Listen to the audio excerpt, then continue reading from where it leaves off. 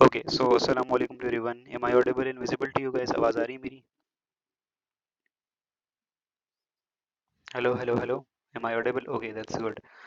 Okay, so आज की class का हमारा टॉपिक है म्यूटेशन। आज हम पूरा डिटेल में म्यूटेशन के बारे में डिस्कस करेंगे कि म्यूटेशंस क्या होती हैं, म्यूटेशन की कॉजेज क्या होती हैं, इसकी टाइप्स क्या होती हैं, और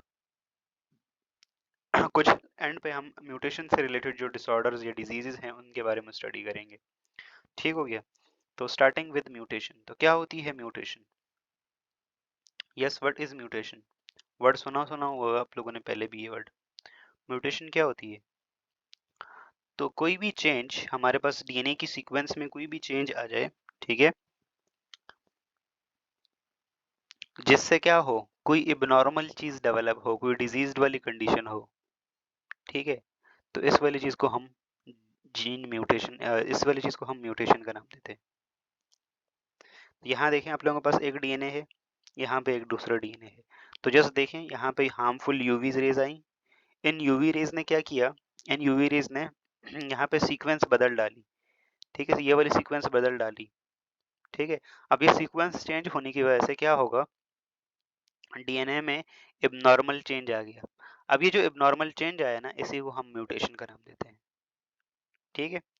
अच्छा, म्यूटेशन हमारे पास प्राइमरीली दो तरह की होती हैं। एक वो म्यूटेशंस जो चेंज आने के बाद ना हमारे पास कोई इबनॉर्मल चीज डेवलप होती है, फॉर एग्जांपल इस वाली कंडीशन में देख लें या इस वाली कंडीशन में देख लें, या कोई और मसला, फॉर एग्जांपल कोई एंजाइम सिंथेसाइज नहीं हो रहा, कोई प्रोटीन नहीं बन रही, ठीक है, जैसे सिस्टिक फाइब्रोसिस में होता है कि उसमें एक आयन आयन एक्सचेंजर जो होता है वो उसकी प्रोडक्शन नहीं होती। तो हमारे पास ऐसी म्यूटेशंस होती हैं कि जो हमें हार्मफुल चीज़ों की तरफ ले जाती हैं, और कुछ म्यूटेशन ऐसे होती हैं जो हार्मफुल चीज़ों की तरफ नहीं लेके जाती, उनसे कोई इतना फ़र्क नहीं पड़ता। तो वो वाली म्यूटेशन इतनी डेंजरस नहीं होती, लेकिन वो म्यूटेशन जैसे फॉर एग्जांपल इस वाली कंडीशन में देख लें तो इसका पूरा क्रीम का आधा पार्ट नहीं है। यहाँ पे देखें इसमें पॉलीडक्टाइली हो गई है, मतलब एक उंगली एक्स्ट्रा आ गई है इसके पास, ठीक है। सिमिलरली यहाँ पे देखें नोज, ठीक है, और सिमिलरली यहाँ पे देखें इसके दो दो फेसेस हैं, इसका हाफ क्रीनियम है। तो कुछ म्यूटेशन ऐसी होती हैं जो कि किसी न किसी डिजीज की तरफ लेके जाती हैं हमें, और कुछ म्यूटेशन ऐसी होती हैं जो कि मतलब अल्टरेशन के बाद कुछ होता नहीं है, ठीक है। वो वाली म्यूटेशन इतनी हार्मफुल नहीं होती, लेकिन ये वाली जो म्यूटेशन जो किसी डिजीज की तरफ लेके जाती हैं, दीज आर वेरी ड्रास्टिक, ठीक है। अब यहाँ पे जरा देखें। अच्छा, आपकी 6 उंगलियां थी, चलें गुड, फिर कटवा दी अम्मा ने, गुड गुड। तो any alternation in the amount, ठीक है, any alternation in the amount, organisation or the content of genetic material which changes the ability of a cell to carry biochemical reactions and therefore affect the phenotype is called mutation, ठीक है। phenotype मतलब physical appearance, ठीक है। यहाँ तक clear है सब लोगों को कि what is mutation? Any abnormal change in the structure of DNA is referred as mutation. mutation positive भी हो सकती है, नेगेटिव भी हो सकती है, ठीक हो गया। And what are the causes of mutation? Mutation की कॉजेज क्या होती हैं? What are the causes of mutation? तो अगर कॉजेज की हम बात करें ना, तो देयर आर मल्टीपल कॉजेज, ठीक है। सबसे पहली हम बहुत ज़्यादा कॉमन कॉज है हमारे पास हार्मफुल यूवी रेस, ठीक है, यूवी रेस। तो यूवी रेस का एक्सपोजर, ठीक हो गया। इसीलिए जब आप लोग बाहर जाते हैं तो आप लोगों को बोला जाता है कि सनस्क्रीन लगा के जाओ या सन ब्लॉक लगा के जाओ, क्योंकि हमारे पास सूरज से हार्मफुल यूवी रेज आती हैं, और वो यूवी रेज आके हमारे जो जेनेटिक मटेरियल होता है, जो डीएनए की सीक्वेंस होती है, उसको चेंज कर देते हैं, ठीक है। इसीलिए सनस्क्रीन लगा के जाएंगे तो इससे प्रोटेक्टेड रहें कहीं हद तक, ठीक है। और एक नेचुरली हमारे पास अल्लाह पाक ने एक फिल्टर दिया हुआ है स्ट्रेटोस्फेयर के अंदर, O3 ओजोन लेयर, ठीक है। वो significant portion of UV rays तो एब्जॉर्ब कर लेता है, लेकिन फिर भी कुछ यूवी रेस ज़मीन तक पहुंच जाती, और अल्टीमेटली जो है वो जो है हमारे पास फिर कैंसर और म्यूटेशंस की वजह से जो डिफरेंट डिफरेंट डिजीज होती हैं वो कॉज कराती हैं, ठीक है। इसके अलावा किसी का एक्सपोजर अगर हो हार्मफुल रेज से, ठीक है, जो अल्फा बीटा गामा रेज आप लोगों ने फिजिक्स में पढ़ी होंगी, अल्फा बीटा गामा रेज, ठीक है। तो अगर किसी का एक्सपोजर इन हार्मफुल रेडिएशन से है ना, ठीक है, हार्मफुल रेडिएशन से बहुत ज़्यादा एक्सपोजर है, तो उस वजह से भी होता है म्यूटेशन, ठीक है। अब ये हार्मफुल रेडिएशन कहाँ से आती है? तो वो लोग जो न्यूक्लियर पावर प्लांट में काम करते हैं, जैसे कराची न्यूक्लियर पावर प्लांट है या जितने भी न्यूक्लियर पावर प्लांट हैं पाकिस्तान में, उनमें जो काम करते हैं ना, वैसे तो बहुत ज़्यादा प्रोटेक्शन वो मतलब करते हैं अपनी, बहुत ज़्यादा चीज़ें वो अ, बहुत सारी चीज़ों को फॉलो करते हैं, लेकिन फिर भी टू सर्टेन एक्सटेंट फिर भी जो ये होता है, ठीक है।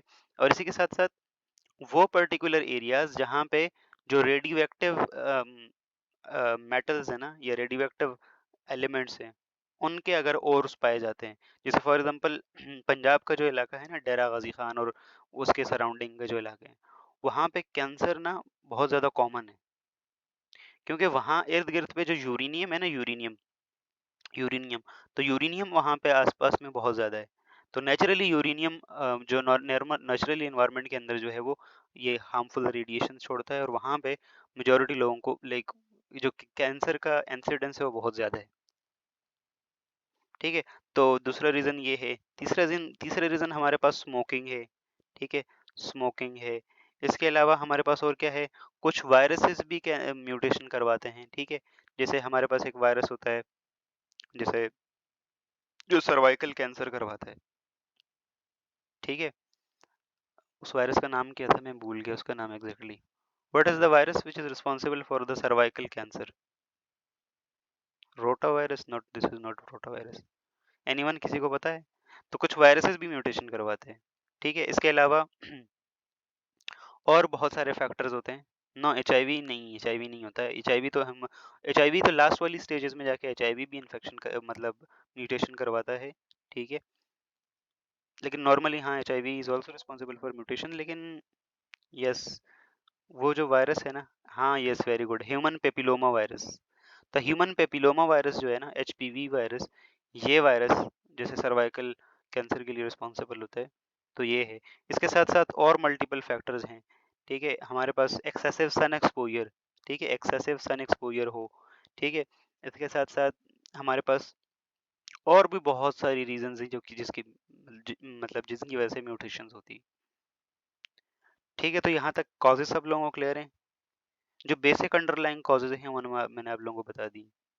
हार्मफुल यूवी रेज हैं, ठीक है। इसी तरह से स्मोकिंग है, इन्फेक्शियस कॉजेज हो सकती हैं, ठीक है। बहुत ज़्यादा ये जो लोग बारबेक्यू करते हैं ना, बारबेक्यू बहुत ज़्यादा, उसमें बार बार बीबीक्यू, तो वो जो मसाले और एक्स्ट्रा पता नहीं इतना जला जला के वो चीज़ों को वो जो टेस्ट लेके आते हैं ना, उसकी वजह से भी होता है। आप लोगों को पता है इस्लाम में ये मतलब मुझे एग्जैक्टली तो इसका एग्जैक्टली आइडिया नहीं है कि पूरे इस्लाम में मतलब ये चीज़ है कि जो जली हुई चीज़ है वो नहीं खाते, चाहे जली हुई रोटी है या जली हुई कुछ भी है, राइट। तो उसके पीछे ये रीज़न है कि कोई भी चीज़ जब जलती है ना, तो उसमें से कार्सिनोजेनिक चीज़ें बनती हैं, पता है। कार्सिनोजेनिक चीज़ें जैसे फॉर एग्जांपल मेजॉरिटी अगर हम रोटी की बात करें तो उसमें क्या होता है, स्टार्च होता है। तो स्टार्च इनमें से जब डिग्रेडेशन होती है, ये सब चीज़ें होती हैं ना, तो इनमें से हार्मफुल केमिकल्स बनते हैं। एक केमिकल का नाम है अक्राइलामाइड, ठीक है, अक्राइलामाइड, ठीक है, अक्राइलिक एसिड, सॉरी। तो ये अक्राइलिक एसिड हो गया, इसी तरह से डिफरेंट डिफरेंट ये जो केमिकल्स बनते हैं ना, ठीक है, तो ये कार्सिनोजेनिक होते हैं। तो परहैप्स इसीलिए इस्लाम में ये मना है कि आप जली हुई चीज़ को ना खाएं। तो बारबेक्यू में तो हम जला जला के उसका टेस्ट लेने की कोशिश करते हैं ना, ठीक है। तो जली हुई चीज़ें नहीं हो। फिर इसी के साथ साथ कुछ हैवी मेटल्स और इन्वायरमेंट में कोई जो पेस्टिसाइड्स वगैरह हैं वो भी रिस्पॉन्सिबल होते हैं। खाना चाहिए, लेकिन वो जो जला जला के खाते हैं ना, वो नहीं होना चाहिए। और बहुत ज़्यादा जो बार बार हर दिन ही बारबेक्यू बारबेक्यू बारबेक्यू बहुत ज़्यादा फ्रीक्वेंटली नहीं खाना चाहिए, ठीक है। तो यहाँ तक क्लियर है सब लोगों को कॉजेस?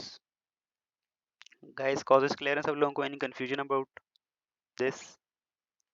ओके, आगे हम बात करते हैं। यहाँ पे हमारे पास कॉजेज हो गई। अब हमारे पास ना हम म्यूटेशंस की ज़रा टाइप्स की बात करते हैं। तो म्यूटेशन की हमारे पास ना 3 टाइप्स होती हैं बेसिकली। एक होती है हमारे पास क्रोमोसोमल म्यूटेशंस, एक होती है हमारे पास जीन म्यूटेशंस, और एक होती है हमारे पास पॉइंट म्यूटेशंस। तो सबसे पहले हमारे पास हैं टाइप ऑफ म्यूटेशन में, सबसे पहले हमारे पास जो क्रोमोसोमल म्यूटेशंस आती है ना, उनकी बात कर रहे थे हम। ये जो क्रोमोसोमल म्यूटेशन होती हैं इन्हें हम क्रोमोसोमल एबरेशंस भी कहते हैं, ठीक है, क्रोमोसोमल एबरेशंस। तो इन क्रोमोसोमल एबरेशंस में क्या होता है कि जो क्रोमोसोम होता है ना उसी में मसले आ जाते हैं, और जो one of the leading cause है ना इन म्यूटेशंस की, उनमें वो फिर कैंसर वगैरह हो जाता है। तो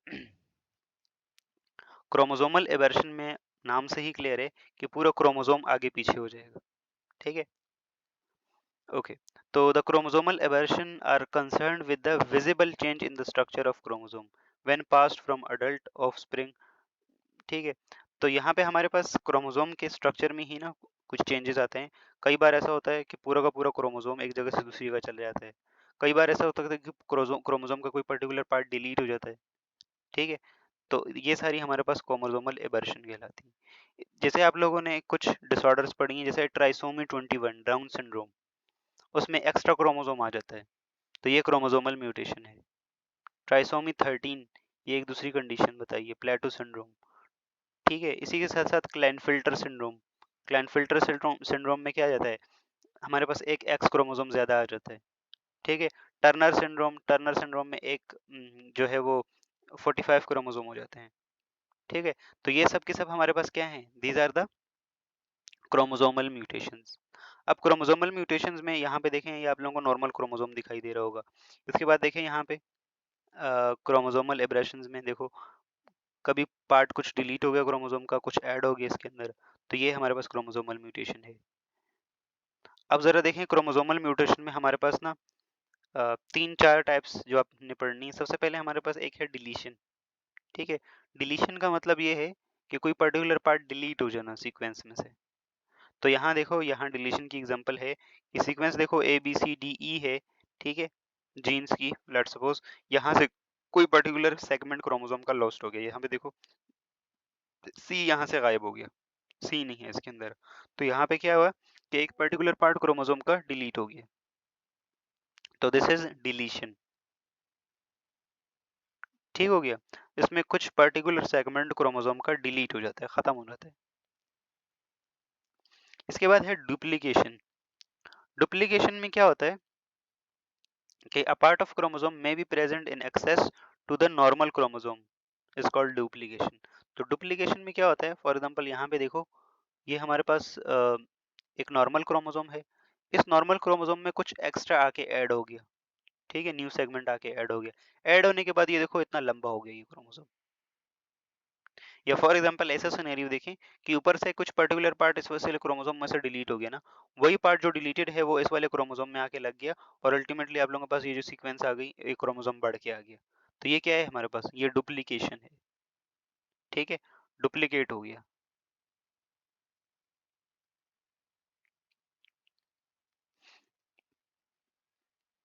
इसके बाद है हमारे पास ट्रांसलोकेशन। ट्रांसलोकेशन क्या है, the transfer of segment of chromosome to non homologous chromosome, ठीक है। डिलीशन का मतलब है कोई पर्टिकुलर पार्ट डिलीट हो जाना, मेजरमीन डिलीट हो जाना, जैसे डिलीट करते हैं ना आप लोग, डिलीट हो जाना, डिलीट। ट्रांसलोकेशन, ट्रांसलोकेशन का ये है कि हमारे पास इसमें भी क्रोमोसोम का एक पर्टिकुलर सेगमेंट दूसरे क्रोमोसोम के ऊपर ट्रांसफर होता है, लेकिन वो नॉन होमोलोगस क्रोमोसोम होते हैं, ठीक है, नॉन होमोलोगस क्रोमोसोम, ठीक है। और ट्रांसलोकेशन में एक क्रोमोसोम से वो पार्ट डिलीट होके दूसरे क्रोमोसोम में, और वो नॉन होमोलोगस क्रोमोसोम है, उसके ऊपर जाके ऐड हो गया, ठीक है। तो ये देखें यहाँ पे हमारे पास इस वाले इसके अंदर देखें हमारे पास यहाँ से एक पर्टिकुलर पार्ट डिलीट हो गया इस वाले क्रोमोसोम में, यहाँ पे देखो आ गए ये बी और सी यहाँ पे आ गए, ठीक है। तो ये हमारे पास ट्रांसलोकेशन हो गई। इसके बाद है इन्वर्जन। इन्वर्जन में हमारे पास क्या होता है कि यहाँ पे ना पूरा जो सीक्वेंस होता है ना जीन्स का या न्यूक्लियोटाइड्स का, वो सीक्वेंस आगे पीछे हो जाता है। ट्रांसलोकेशन का मतलब ये है कि एक पर्टिकुलर क्रोमोसोम में से वो पार्ट निकल जाना, ठीक है, दूसरे क्रोमोसोम, और वो नॉन होमोलोगस क्रोमोसोम हो, ठीक है, non homologous chromosome. Non homologous chromosome मतलब जो डिफरेंट कैरेक्टर्स को कंट्रोल करते हो। तो एक पर्टिकुलर सेगमेंट क्रोमोसोम का एक में से निकल के दूसरे नॉन होमोलोगस क्रोमोसोम में ऐड हो जाना, this is translocation. Got it. Inversion में क्या होता है, सीक्वेंस आगे पीछे हो जाती है। मरियम डुप्लीकेशन में क्या होता है, डुप्लीकेशन में होमोलोगस के बीच में होता है। और दूसरा ये है कि डुप्लीकेशन में देखो डुप्लीकेट हो जाता है ना, कॉपी बनती है, डबल हो जाता है। तो पहले वाले के पास तो होता ही होता है, लेकिन उसके बाद दूसरे वाले के पास भी होता है। वालेकुम अस्सलाम अक्सा गुल शहीद, वेलकम।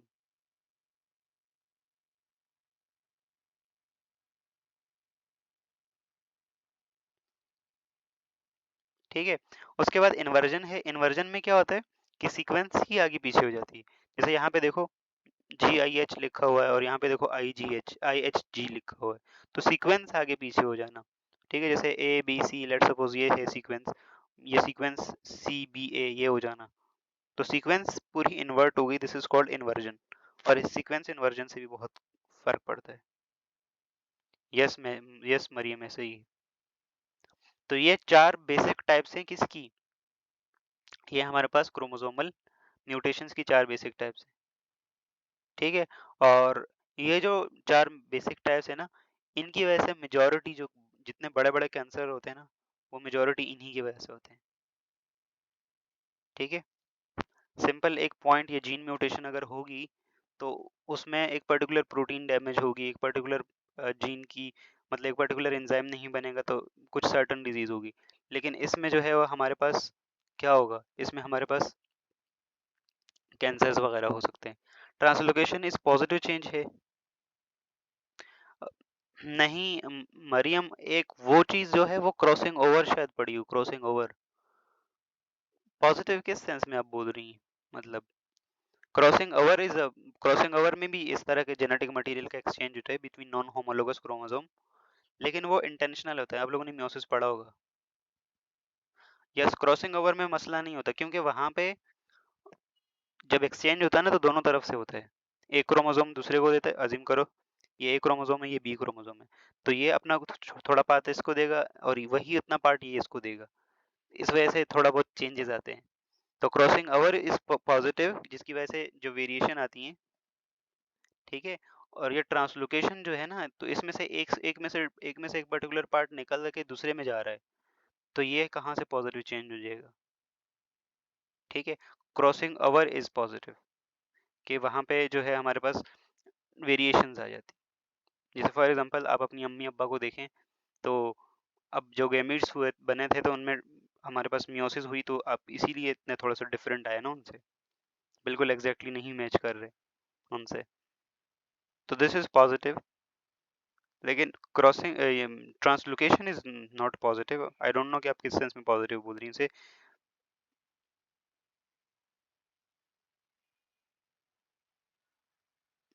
क्या Maryam, PMZ, what is PMZ?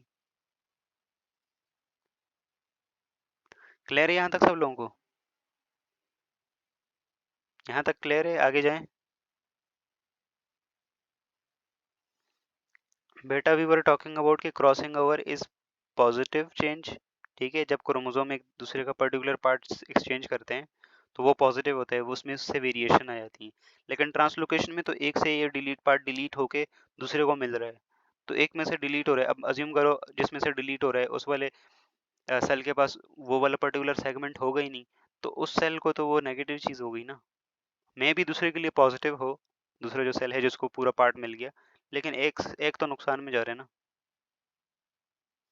Okay, we were talking about gene mutations ना, तो म्यूटेशन में हमने अभी तक क्रोमोसोमल म्यूटेशन की बात की। यस, क्रॉसिंग ओवर में नॉन होमोलोगस में होती है, लेकिन क्रॉसिंग ओवर में ये होता है कि क्रॉसिंग ओवर में ये होता है हमारे पास कि अज्यूम करो दिस ये आपका एक क्रोमोसोम है, ये आपका दूसरा क्रोमोसोम है, तो जितने जीन इधर से इसमें ट्रांसफर होते हैं उतने ही जीन इससे इसमें ट्रांसफर होते हैं। वहां पे यूनिफॉर्म, वहां पे जो है ना, अज्यूम करो अगर लेट्स सपोज दो जीन इसने इधर ट्रांसमिट किए हैं तो दो जीन इधर से ये इधर भी लेके आएगा। ठीक है, तो वहां पे जो एक्सचेंज होता है जेनेटिक मटेरियल का वो इंटेंशनल होता है, प्लस वहां पे वो हाईली कंट्रोल्ड होता है, और उसमें से सर्टन पार्ट एक्सचेंजेस होते हैं बस। ठीक है, अब यहाँ से आधा जीन इधर से इधर आ गया। ठीक है, अब दूसरे वाले सेल के अंदर जाके वो काम ही ना करे तो कोई फायदा ही नहीं है। Got it? यहाँ तक क्लियर है सब लोगों को? हम क्रोमोसोमल म्यूटेशंस की बात कर रहे हैं। क्रोमोसोमल म्यूटेशन वो जो क्रोमोसोम की वजह से आएंगी, और क्रोमोसोमल म्यूटेशन में हमारे पास सबसे पहले है डिलीशन। डिलीशन में क्या होता है, कोई पर्टिकुलर पार्ट डिलीट हो जाता है क्रोमोसोम का, ठीक है। फिर है हमारे पास डुप्लीकेशन। डुप्लीकेशन का मतलब ये है कि एक पर्टिकुलर पार्ट एक क्रोमोसोम से डिलीट होके, डुप्लीकेशन में एक्चुअली में क्या होता है कि एक में से वो पार्ट निकल के दूसरे वाले क्रोमोसोम के पास चला गया, ठीक है, और वो होमोलोगस होते हैं, ठीक है, होमोलोगस होते हैं। डिलीशन में पार्ट डिलीट हो गया, जैसे देखो यहाँ से सी डिलीट हो गया इस वाले सीक्वेंस में, देखिए। डुप्लीकेशन में एक में से वो पार्ट जाके दूसरे वाले जो नॉन होमोलोगस क्रोमोसोम है ना, वहां पे चला गया, ऐड हो गया, ठीक है, डुप्लीकेट हो गया। फिर ट्रांसलोकेशन में नॉन होमोलोगस क्रोमोसोम में से एक पर्टिकुलर, दो नॉन होमोलोगस क्रोमोसोम्स में अगर एक पर्टिकुलर सीक्वेंस चली गई उसके अंदर, इन्वर्जन के अंदर पूरी सीक्वेंस आगे पीछे हो जाती है, तितर बितर हो जाती है, ठीक है।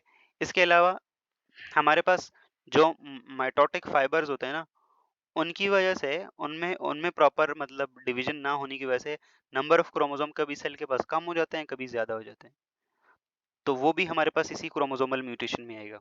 जैसे common disorder down syndrome, Turner syndrome और क्लाइनफिल्टर सिंड्रोम, ये जो आप लोगों ने पढ़ी ना, ये डिफरेंट डिफरेंट जो सिंड्रोम्स है ना, ये भी इसी में आती हैं, ठीक है। तो ट्राइसोमी 21 में क्या है, एक एक्स्ट्रा एक्स्ट्रा क्रोमोसोम आ जाता है। जो डाउन सिंड्रोम है उसमें एक एक्स्ट्रा क्रोमोसोम आ जाता है ना, क्रोमोसोम नंबर 21 के साथ एक एक्स्ट्रा क्रोमोसोम आ जाता है। इसी तरह से क्लाइनफिल्टर सिंड्रोम में क्या हो जाता है, एक एक्स्ट्रा एक्स क्रोमोसोम आ जाता है, ठीक है। फिर टर्नर सिंड्रोम में क्या होता है, टर्नर सिंड्रोम में हमारे पास एक सेक्स क्रोमोसोम कम हो जाता है। तो ये भी जितनी भी हमारे पास ये हैं, ये भी हमारे पास क्रोमोसोमल एबरेशंस में आ जाते हैं। ठीक हो गया, यहाँ तक क्लियर है सब लोगों को ये चीज़? ओके। तो यहाँ पे देखें, यहाँ पे डिलीशन भी बताया, इन्वर्जन, डुप्लीकेशन, ट्रांसलोकेशन, ठीक है। और इसके साथ साथ फिर इसमें रिड्यूस रिस्क, तो हेल्दी खाना खाएं, ठीक है, और साथ में स्मोकिंग, अल्कोहल को अवॉइड करें। इसके साथ साथ विटामिन का प्रॉपर यूज़ करें और जेनेटिक काउंसलिंग करें। तो ये दीज आर द फैक्टर जिससे ये चीज़ रिड्यूस हो सकती है, ठीक है। तो क्रोमोसोमल एब्रेशंस के बारे में क्लियर है सब लोगों को, जिसमें पूरा का पूरा क्रोमोसोम आगे पीछे हो जाए, एक तो ये है, और कोई पर्टिकुलर सेगमेंट क्रोमोसोम का डिलीट हो जाए, एक ये है। ये क्लियर है सब लोगों को, डिलीशन, डुप्लीकेशन, इन्वर्जन, ट्रांसलोकेशन, ये चीज़ क्लियर है? ओके। उसके बाद हम बात करते हैं जीन म्यूटेशन की, ठीक हो गया। तो जीन म्यूटेशन जो हमारे पास होती है ना, इसमें हमारे पास पर्टिकुलर जीन म्यूटेट हो जाता है, ठीक है। For example just look at this, हमने कल ही बात की थी ट्रांसक्रिप्शन ट्रांसलेशन की। तो यहाँ पे देखें हमारे पास this is normal gene, normal gene से नॉर्मल प्रोटीन कर रही है, और ये अपना नॉर्मल फंक्शन होगा जो वो नॉर्मल फंक्शन परफॉर्म करेगी। कई बार म्यूटेटेड जीन आ गया। अब म्यूटेटेड जीन में दो कंडीशन होगी, या तो वो प्रोटीन बनाएगा ही नहीं, ठीक है, नो प्रोटीन, या अगर प्रोटीन बनाएगा तो वो एबनॉर्मल प्रोटीन बनाएगा, वो काम ही नहीं करेगी, ठीक है। तो इसमें हमारे पास क्या है कि हमारे पास जीन में पूरा का पूरा जीन आगे पीछे हो गया, जीन में कोई प्रॉब्लम आ गई, ठीक हो गया। अब हमारे पास जीन में मसला आ गया, तो अब क्या क्या हो सकता है। फॉर एग्जांपल हमने जो डिफरेंट डिफरेंट क्रोमोसोमल म्यूटेशंस में देखा, तो उसमें मेजॉरिटी जो कैंसर्स होते हैं ना, वो उस वजह से होते हैं। अब ज़रा देखें हमारे पास जो क्रोमोसोमल म्यूटेशन होती है, तो उनसे क्या होता है, सॉरी, जो हमारे पास, यस, हमारे पास जीन म्यूटेशन होती है, तो क्या होती है। तो जैसे हमारे पास है phenyl ketone urea. Phenyl ketone urea एक ऐसी कंडीशन है, इसमें हमारे पास ना जो अमाइनो एसिड फिनाइल एलानिन है ना, उसकी मेटाबॉलिज्म नहीं होती। एक एंजाइम होता है फिनाइल एलानिन हाइड्रोक्सिलेज। तो ये phenyl alanine hydroxylase, this is your phenyl alanine. ये फिनाइल एलानिन हाइड्रोक्सिलेज इसको मेटाबोलाइज करके टायरोसिन में कन्वर्ट करते हैं, और ये टायरोसिन से फिर डिफरेंट जितने भी जो हमारे पास मेलानिन है, या हमारे पास डोपामीन्स है, या हमारे पास एपिनेफ्रिन, नोरेपिनेफ्रिन, ये जितने भी न्यूरोट्रांसमीटर्स होते हैं ना, ये इसी टायरोसिन से बनते हैं। और इसका प्रीकर्सर क्या होता है, इसका प्रीकर्सर होता है फिनाइलएलानिन। फिनाइलएलानिन, फिनाइलएलानिन के ऊपर एक एंजाइम एक्ट करता है जिसका नाम होता है फिनाइल एलानिन हाइड्रोक्सिलेज। ये एंजाइम इसके ऊपर एक्ट करता है और उसको कन्वर्ट कर देता है टायरोसिन के अंदर। लेकिन अगर हमारे पास ये फिनाइल एलानिन हाइड्रोक्सिलेज का जो जीन है उसमें म्यूटेशन आ जाती ना, तो फिर हमारे पास ये वाला एंजाइम नहीं बनता। ये एंजाइम नहीं बनता तो यह टायरोसिन नहीं बनेगा। ठीक है, फिनाइल एलानिन बॉडी के अंदर अकुमुलेट होना स्टार्ट हो जाएगा। अब जब फिनाइल एलानिन अकुमुलेट होना स्टार्ट हो जाएगा तो फिर क्या होगा बताए, मेंटल रिटार्डेशन हो जाएगी, हाइपोपिगमेंटेशन, ठीक है, स्किन की जो पिगमेंटेशन है वो कम हो जाएगी, एक्जिमा होगा, ठीक है, सीजर्स होंगे क्योंकि फिनाइलिन ब्रेन के अंदर एक्युमुलेट होना स्टार्ट होगी तो इससे सीजर्स होंगे, ठीक है, इंक्रीज टायरोसिन इन डाइट, अच्छा इस चीज़ को अवॉइड करना है, ठीक है। इसके अलावा हमारे पास अच्छा ये ऑटोसोमल रिसेसिव डिजीज है और phenyl ketone urea, phenyl ketones जो होते हैं ना, फिनाइलिन हाइड्रोक्सिलेज एंजाइम नहीं है, लेकिन ये डिफरेंट डिफरेंट दूसरे एंजाइम्स के थ्रू ये डिफरेंट मेटाबॉलिक उसमें कन्वर्ट होता है और फिर ये यूरिन के अंदर रिपेयर होता है, ठीक है, जिन्हें हम फिनाइल कीटोन्स कहते हैं। तो देखें एक जीन म्यूटेशन से हमारे पास ये होता है। इसी तरह से जीन म्यूटेशन की वजह से डिफरेंट डिफरेंट चीज़ें होती हैं हमारे पास, ठीक है। तो एक तो ये फिनाइल कीटोन यूरिया है, एक एक ये है हमारे पास, और एक हंटिंगटन डिजीज आप लोगों ने पढ़ी होगी। सिकल सेल अनीमिया वो पॉइंट म्यूटेशन की वजह से होता है, वो हम बात करेंगे। लाइबा क्या क्या नहीं क्लियर, हम जीन म्यूटेशन की बात कर रहे थे। जीन म्यूटेशन की वजह से क्या होता है, जीन म्यूटेशन का मतलब ये है कि जीन पर्टिकुलर, किसी भी पर्टिकुलर प्रोटीन का जीन का हद खराब हो जाना, ठीक है। माउसी ऑर्डर देखो, माउस साथ में बना हुआ है ना, तो माउस में से जैसे स्मेल आती है वैसे स्मेल आएगी बॉडी में से।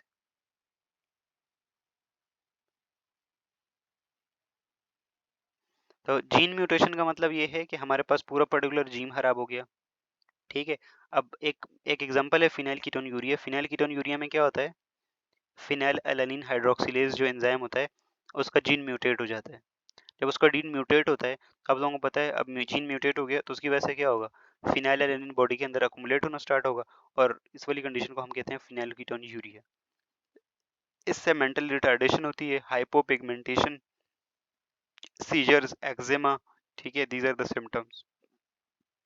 और उस पर्सन के यूरिन के अंदर ना फिनाइल कीटोन्स, जो ये जो फिनाइल एलानिन है ना, इसकी जब मेटाबॉलिज्म होगी तो उससे डिफरेंट डिफरेंट फिनाइल कीटोन्स बनेंगे, ठीक है। और ये फिनाइल कीटोन्स फिर जो है वो यूरिन के अंदर रिपेयर होंगे। तो ये हमारे पास क्या है, जीन म्यूटेशन है।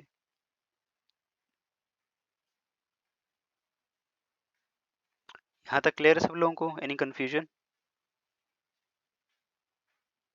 ओके, इसके अलावा एक है हमारे पास पॉइंट म्यूटेशन।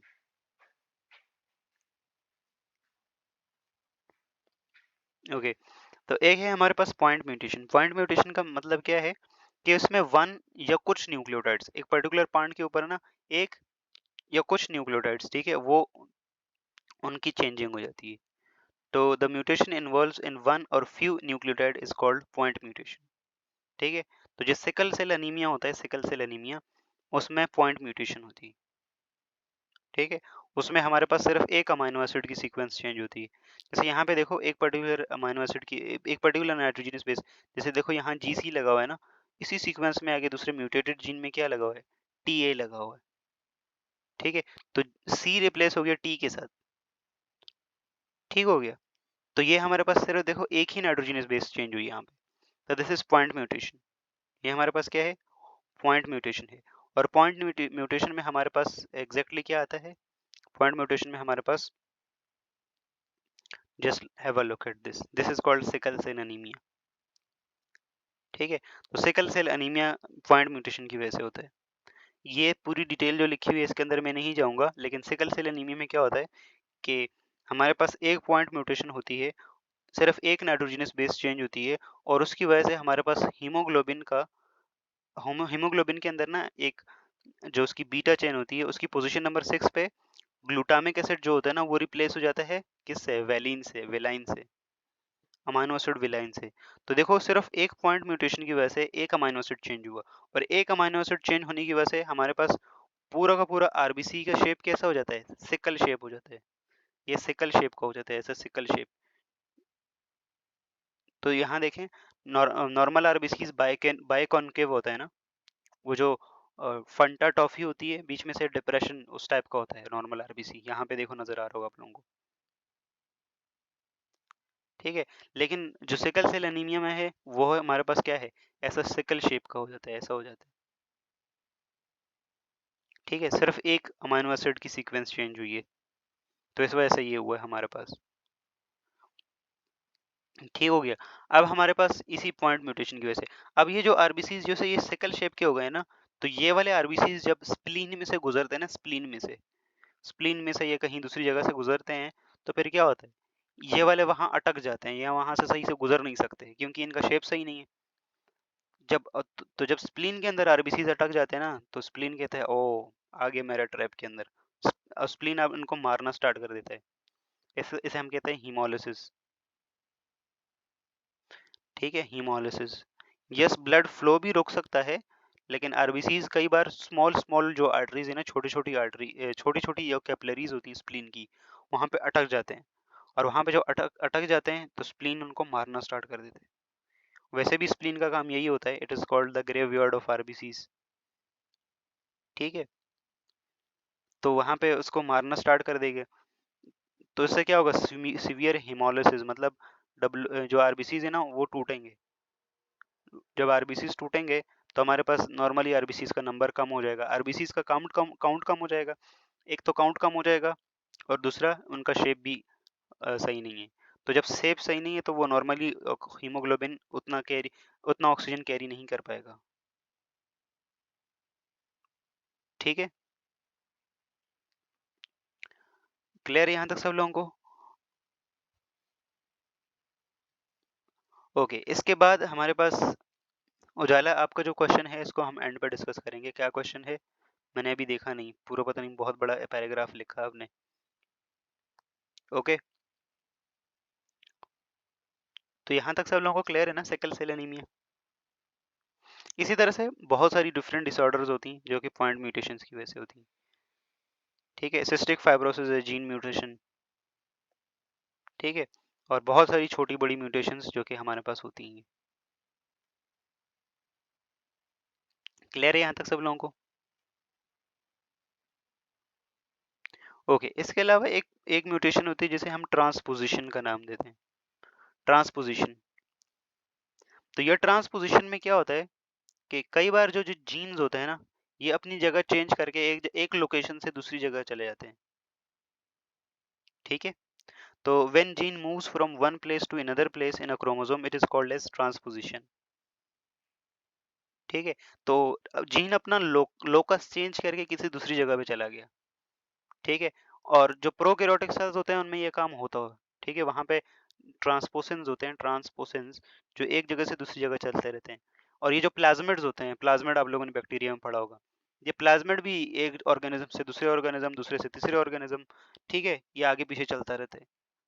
और टू सर्टेन एक्सटेंट ये वाली चीज यूकेरियोटिक जीन्स के अंदर भी आ जाती है कई बार, कि जीन अपना लोकस चेंज कर देता है ड्यू टू एनी रीजन, ठीक है। जैसे औरतों के पास कोई रीजन नहीं होता ना लड़ाई के लिए, तो जीन के पास कभी भी कोई रीजन नहीं होता, वो अपनी जगह चेंज कर लेता है,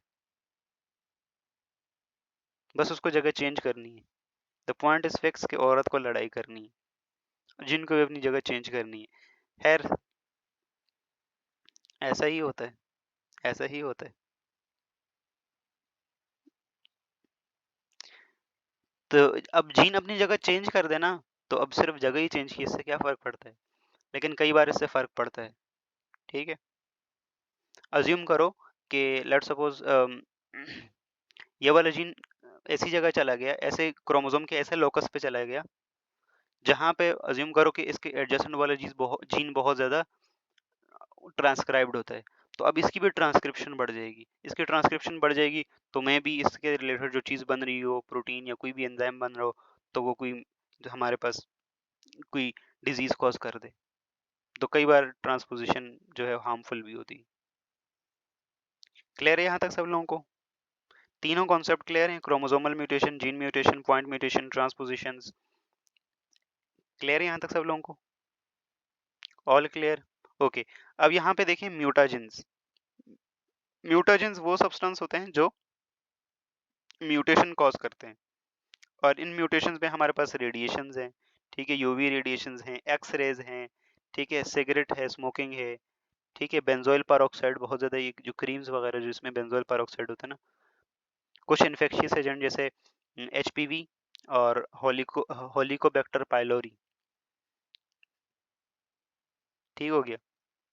तो ये सारी चीज़ें, these are these are mutagen as well as these are also carcinogen, ठीक है।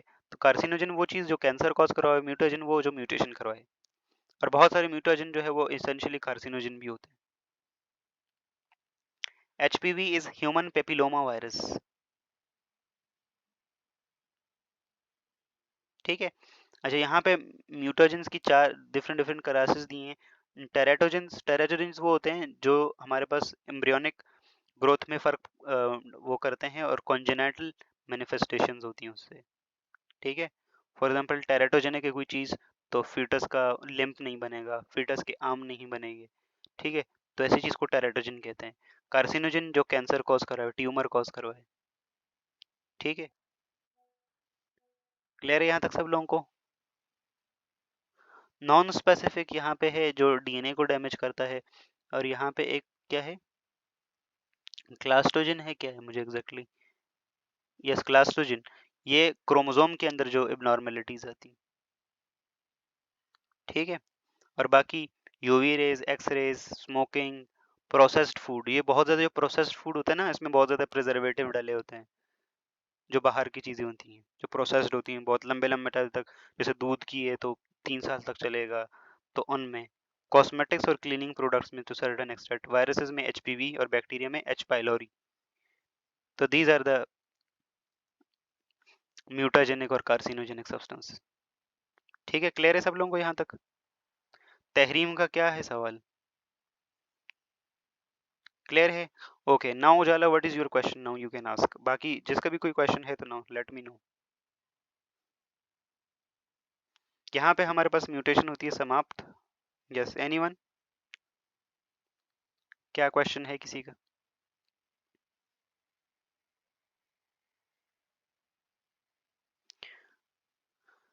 भाई क्लास की टाइमिंग 7:20, 7:20 से 8, 7:20 से 8 बजे होगी क्लास, ठीक है।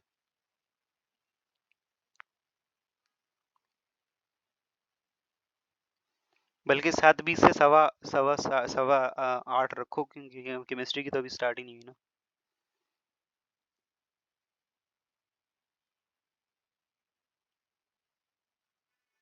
गुठलियां टाइप, अच्छा वो जो इस तरह के बिनाइन सब्सटेंसेस होते हैं, ठीक है। नहीं, कई बार ऐसा होता है कि एक चीज होती है बिनाइन ट्यूमर, तो वो कई बार ये बिनाइन ट्यूमर्स होते हैं, और कई बार ये जो गुठलियां होती है ना, ये सिस्ट होते हैं, सिस्ट, ठीक है, गैंग्लियन सिस्ट। तो इसके अंदर ना पानी होता है बस, और कुछ टिश्यूज होते हैं, दिखने में ये अच्छा नहीं लगता, ऑपरेशन के जरिए निकाल देते हैं। तो कई बार बिनाइन ट्यूमर्स होते हैं, कई बार ये सिस्ट होते हैं। सिस्ट ज्यादा डेंजरस नहीं होते, बिनाइन ट्यूमर्स भी डेंजरस नहीं होते, ठीक है। तो इन्हें निकाल सकते हैं। बाकी उजाला, आपका क्वेश्चन क्या था? उजाला है क्लास में, चली गई?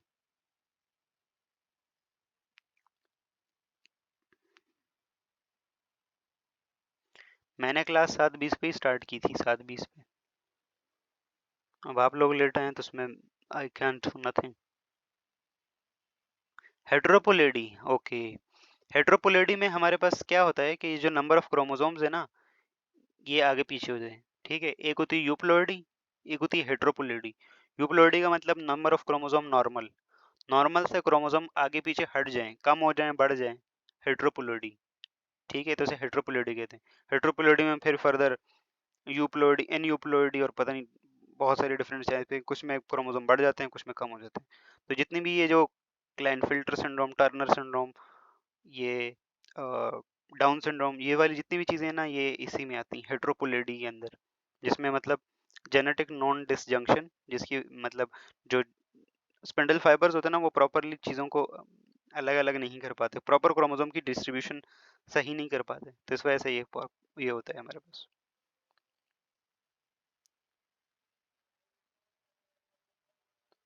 यस, एन्यूप्लॉइडी और polyploidy. Yes Maryam, good. Timing change कर दें, कौन टाइमिंग चेंज का बोल रहा है? Who is here? जो टाइमिंग चेंज की बात कौन कर रहा है? केमिस्ट्री की क्लास स्टार्ट हो गई है?